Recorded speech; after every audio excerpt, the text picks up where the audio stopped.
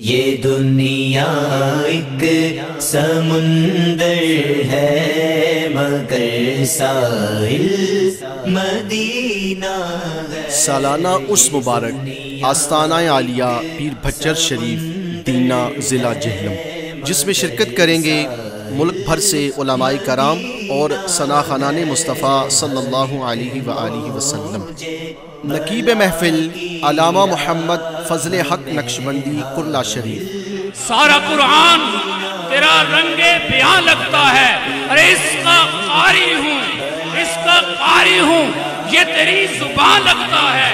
جب بھی ناصر سوئے افلاق نظر اٹھتی ہے، چاند مجھ کو تیری ایڑی کا نشان لگتا ہے۔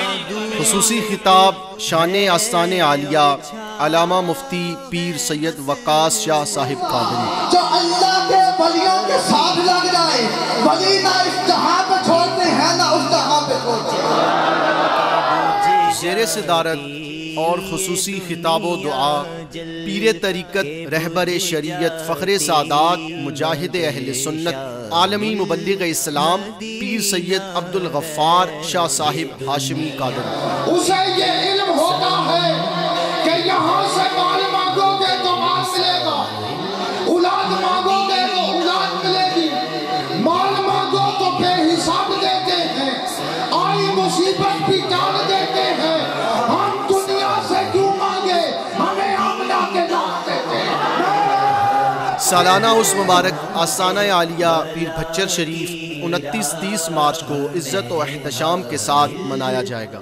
شرکت فرما کر اولیاء کرام کے ساتھ محبت و عقیدت کا اظہار فرمائیں۔